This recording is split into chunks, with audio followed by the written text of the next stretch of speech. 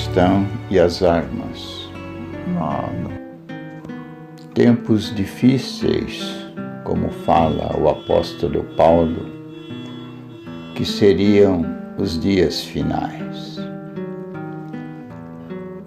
Agora aqui no Brasil, no meio cristão evangélico, estão surgindo defensores apregoando que o cristão pode ter e, se necessário, usar arma de fogo para defesa pessoal ou de alguém da sua família.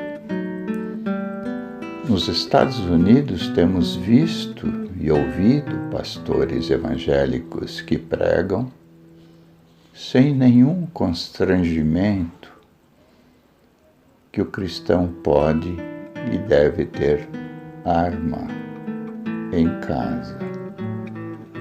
Seria isto coerente com a vida cristã nesse período da graça? Alguns até citam o Velho Testamento, como já ouvimos, e outros até citam o Novo Testamento para fazer apologia, fazer a defesa de que o Novo Testamento incita a defesa pessoal. Seria isso real? Lá no período da lei, era normal, não é? Nomear um vingador.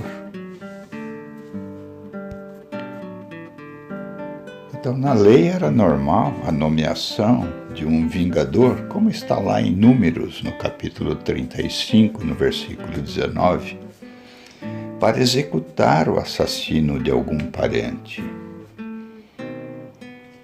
E na graça, onde nos encontramos, como fica? Devemos lançar mão de armas físicas para nos defender ou defender alguns dos nossos familiares? É evidente que se o cristão quiser ter arma em casa, é livre para tal. Mas a pergunta é: convém? O apóstolo Paulo fala que todas as coisas são lícitas, mas nem todas convêm.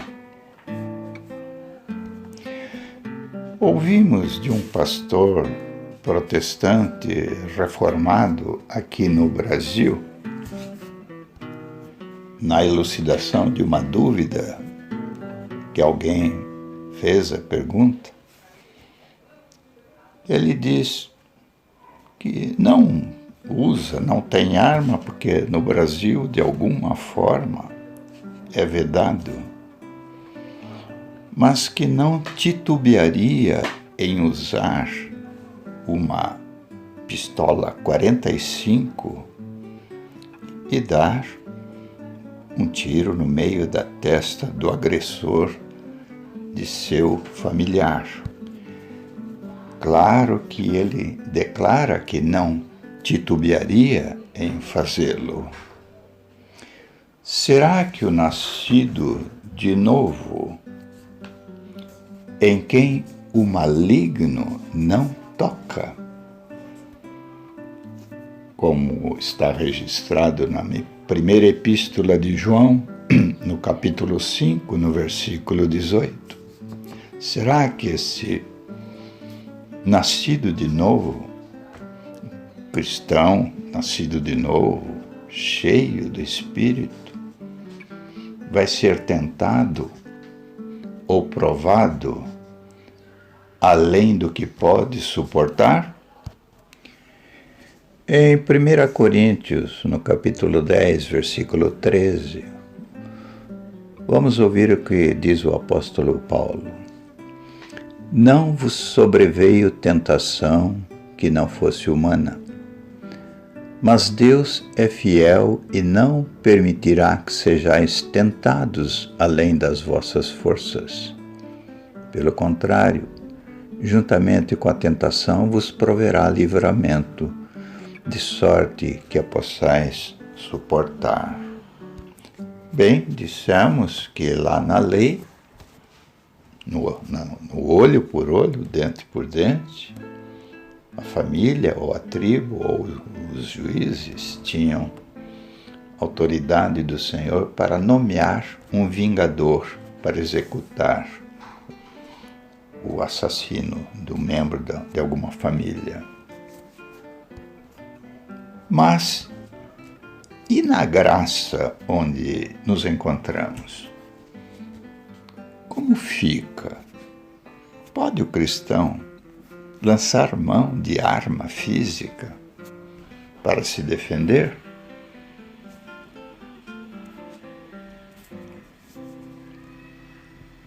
Vamos correr alguns textos do Novo Testamento para verificar se um cristão verdadeiramente nascido de novo, cheio do Espírito, precisa lançar mão de tal expediente.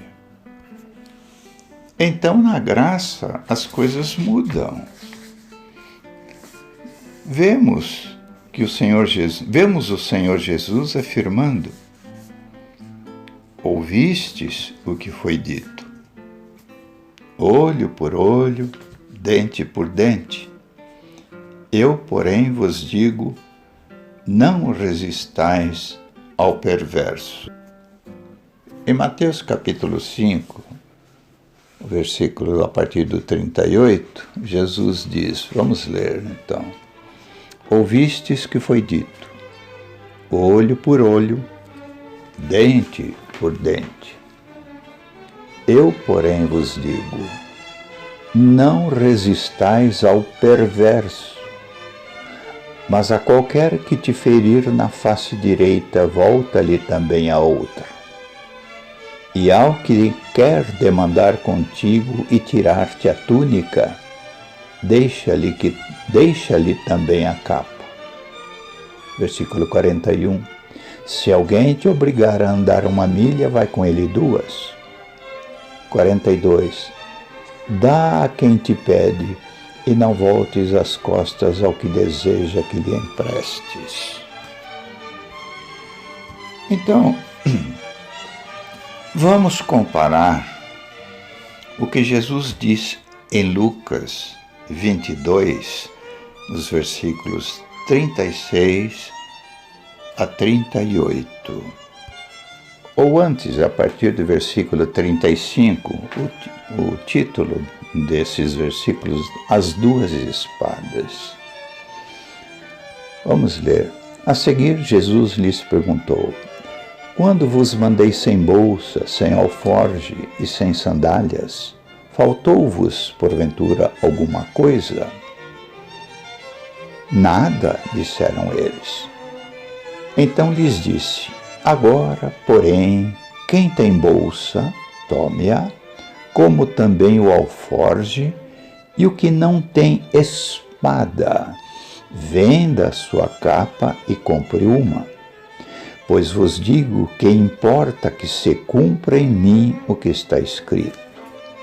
Ele foi contado com os malfeitores, porque o que a mim se refere está sendo cumprido. Então lhe disseram os seus discípulos, Senhor, eis aqui 2 espadas. Respondeu-lhes Jesus: basta.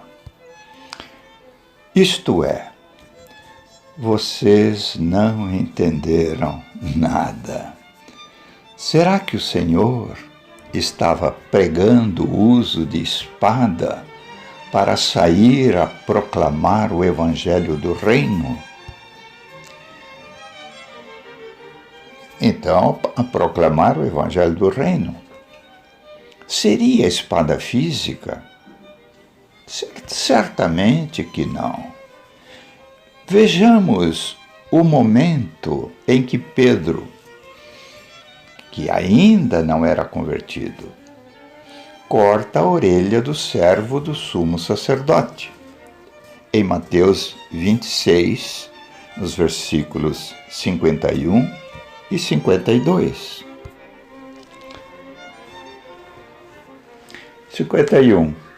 E eis que um dos que estavam com Jesus, estendendo a mão, sacou da espada e, golpeando o servo do sumo sacerdote, cortou-lhe a orelha. Versículo 52.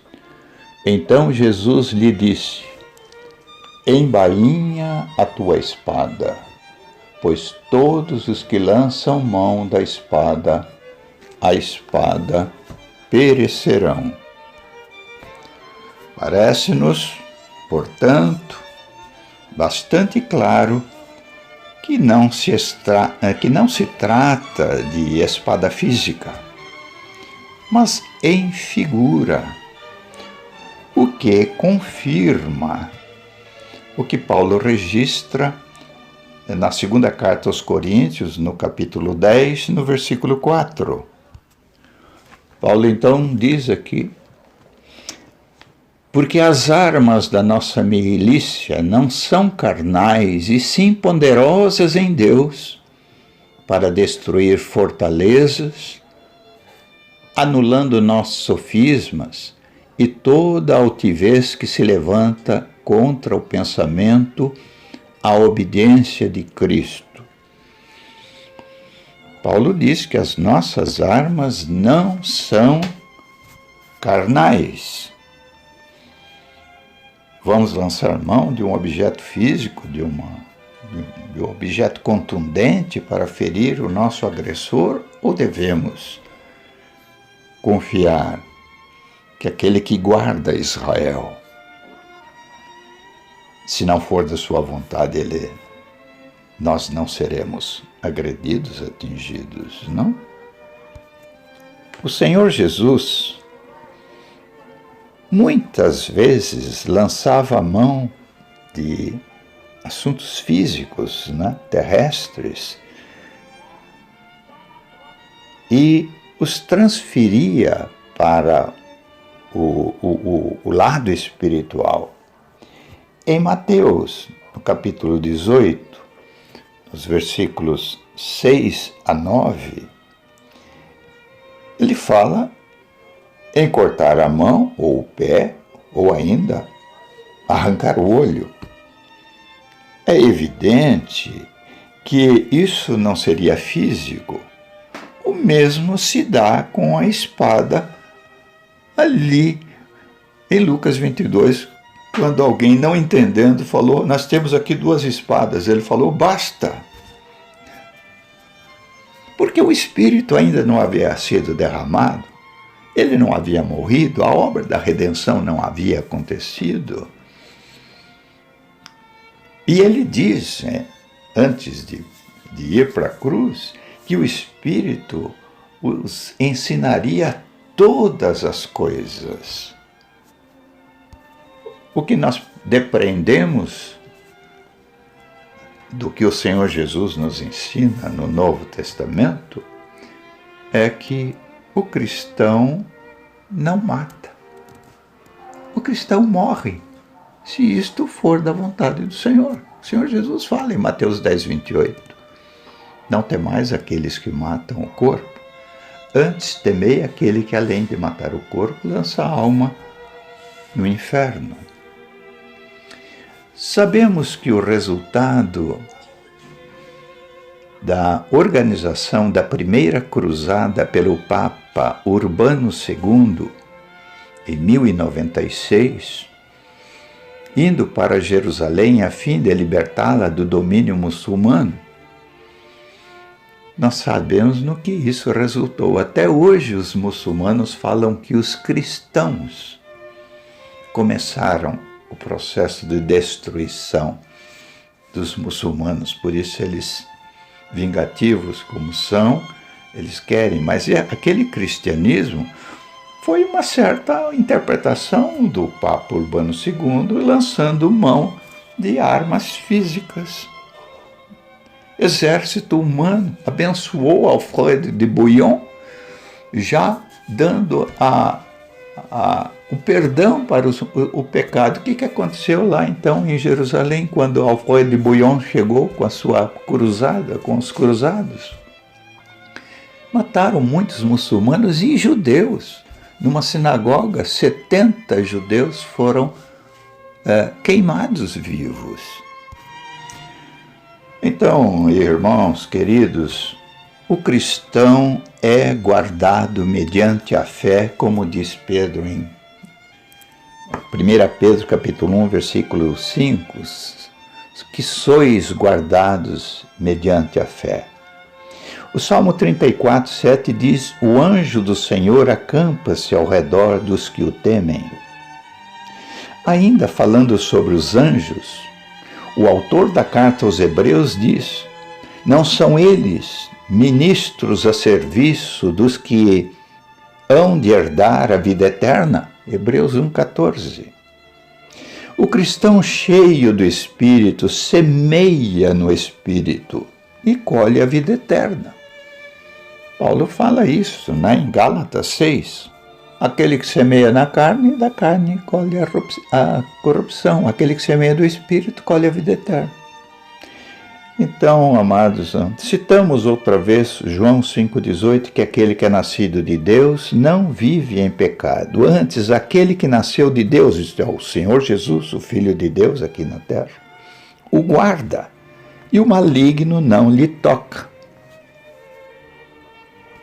Paremos por aqui e não queiramos dar uma ajuda ao Senhor.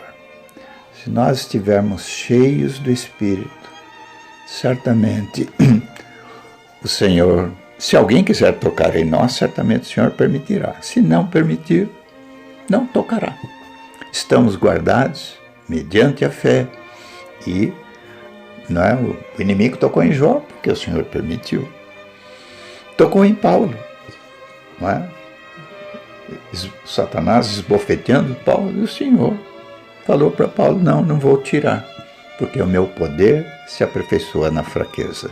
Não temamos, não queiramos dar uma ajuda para o Espírito, quando carne quer ajudar o Espírito. O resultado não é nada bom. Que Deus nos abençoe.